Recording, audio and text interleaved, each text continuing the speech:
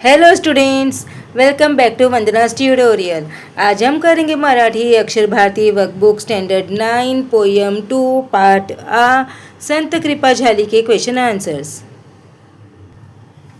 तो फर्स्ट है प्रश्न, पुढील कवितेच्या आधारे दिलेल्या सूचनांनुसार कृती करा, चौकटी पूर्ण करा। वारकरी संप्रदाय रूपी इमारत उभे करणारे साहित्यिक रूपी संत, तो संत कळस चढवणारे संत तुकाराम, पाया रचणारे संत ज्ञानेश्वर, भीती उभारणारे संत नामदेव, खांब होणारे संत एकनाथ। इसके बाद में आता है कंसातील उत्तरांच्या आधाराने संकल्पना स्पष्ट करा। तो पहला है पाया रचने, वारकरी संप्रदायाची स्थापना केली। आवार रचने, परिसर प्रचाराने व्यापक केला। खांब होणे, संप्रदायाला गुरुकृपेने बळकट केले। कलश चढवणे, परिपूर्ण वैभवापर्यंत पहुंचवला। इसके बाद में आता है हमारा सहसंबंध लावा। तो संत ज्ञानेश्वर पाया, संत नामदेव किंकर, संत एकनाथ खांब, संत तुकाराम कळस। इसके बाद है योग्य पर्याय निवडा। तो फळा येणे, सफल होणे, निरूपण करणे, विवेचन करणे। इसके बाद में आता है शब्द जाल पूर्ण करा। कवितेत आलेल्या 5 संतांची नावे, संत ज्ञानदेव, संत नामदेव, संत बहिणाबाई, संत तुकाराम, संत एकनाथ। इसके बाद में आता है पुढील शब्दांचे अर्थ लिहा। तो कृपा, आशीर्वाद, संत, सज्जन, देवालय, देऊळ, किंकर, दगड। इसके बाद में आता है काव्य सौंदर्य। तुका झालेला कळस भजन करा सावकाश, या ओळीचा भावार्थ स्पष्ट करा। संत बहिणाबाई यांनी या अभंगात वारकरी संप्रदाय रूपी देवळाचे रूपक वापरले आहे। त्या म्हणतात, संत ज्ञानेश्वरांनी या मंदिराच्या पाया रचले, म्हणजे वारकरी संप्रदायाची स्थापना केली। त्यानंतर संत नामदेवांनी यांच्या भीती बांधून विस्तार केला। संत एकनाथांनी या मंदिराला खांबाची बळकटी दिली। या वारकरी संप्रदायाला संपूर्ण वैभव संत तुकारामांनी प्राप्त करून दिले, म्हणजे या मंदिराचा कळस संत तुकाराम झाले आणि ही इमारत पूर्ण झाली। आता ईश्वराचे भजन शांत चित्ताने व सावकाशपणे म्हणून या। नेक्स्ट, ज्ञानदेवे रचिला पाया, उभारिले देवालया, या ओळीचा अर्थ स्पष्ट करा। महाराष्ट्रातील वारकरी संप्रदायाला सुमारे 800 वर्षांची दीर्घ परंपरा आहे। वारकरी संप्रदाय हे जणू भक्तिरसाचे देऊळ आहे, अशी कल्पना संत बहिणाबाईंनी या अभंगात साकार केली आहे। या वारकरी संप्रदाय रूपी मंदिराची निर्मिती कशी झाली हे सांगताना संत बहिणाबाई म्हणतात की या देवालयाचा पाया संत ज्ञानेश्वरांनी घातला।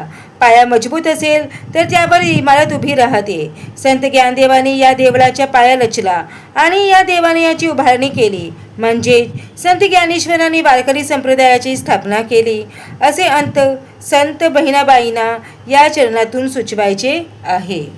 हमारा नेक्स्ट है संतांचे कार्य नेहमीच मार्गदर्शक ठरते, याविषयी तुमचे मत सुधारण स्पष्ट करा। महाराष्ट्र भूमी ही संतांची भूमी आहे। आपल्या अभंग ओव्यामधून त्यांनी जनमानसावर सुसंस्कार केले। त्यांनी पराक्रमाची पूजा केली, निढोंगीपणावर कडाडून प्रहार केले। आपल्या कार्यांमधून संतांनी समाजात समता, ममता व बंधुभाव रुजवला। सत्य शिवम सुंदर या मूल्यांची जपणूक केली।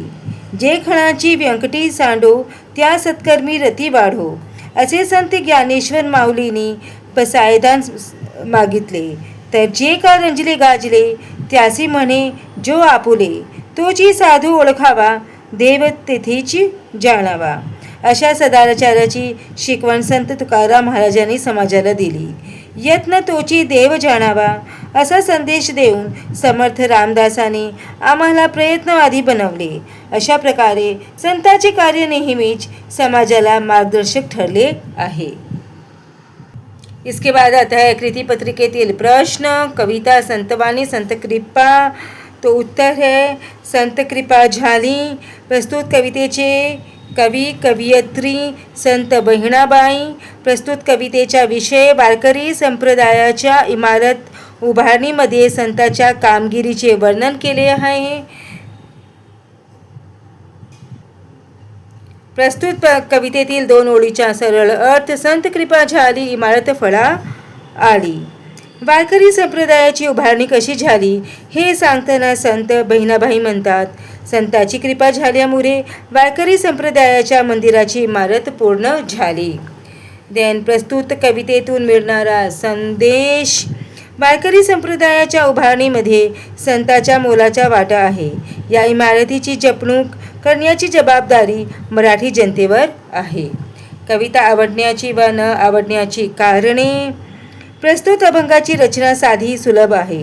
इमारतीचे रूपक योजलेले आहे. वारकरी संप्रदायाची थोर परंपरा सांगितलेली आहे. संत कृपेचे महत्त्व सांगून संप्रदायाचा झेंडा फडकत ठेवण्याचे आवाहन संत बहिणाबाईंनी आत्मीयतेने केले आहे. म्हणून ही अभंग रचना मला आवडते. प्रस्तुत कवितेतील 4 शब्दांचे अर्थ. आवार, अंगण, सावकाश, संत, ध्वज, झेंडा, बोजा, छान. इसके बाद है वचन बदला. इमारत, इमारती, देवालय, देवालय, खांब, खांब, कळस, कळस. इसके बाद है विरुद्धार्थी शब्दांचे जोड्या लावा.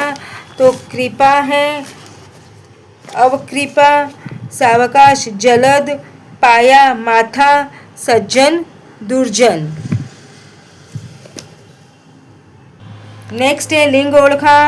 आवार नपुंसकलिंग, खांब पुल्लिंग, इमारत स्त्रीलिंग, ध्वज पुल्लिंग. लेखन नियमानुसार लेखने अचूक शब्द ओळखा. तो निरूपण आणि जनार्दन. विरामचिन्हे. नावापुढे विरामचिन्ह लिहा. तो दिस वन इज उद्गार चिन्ह एंड प्रश्न चिन्ह. तो बच्चों, इसी के साथ में हमने पार्ट 2 संत कृपा झाली के वर्कबुक के क्वेश्चन आंसर्स फिनिश किए. हमने डाइजेस्ट के क्वेश्चन आंसर्स भी किए हैं. वो वीडियोस की जो लिंक है वो भी आपको डिस्क्रिप्शन बॉक्स में मिल जाएगी. अब हम नेक्स्ट वीडियो में करेंगे बेटा मी एकतो आहे के वर्कबुक के क्वेश्चन आंसर्स. प्लीज़ आपसे मेरी एक छोटी सी रिक्वेस्ट है, अगर आप मेरे चैनल पे पहली बार विजिट कर रहे हो या फिर मेरे चैनल को अभी तक सब्सक्राइब नहीं किया है तो प्लीज़ इसे सब्सक्राइब ज़रूर से कीजिए और वीडियो को ज़्यादा से ज़्यादा अपने दोस्तों के साथ शेयर भी कीजिए. Thank you.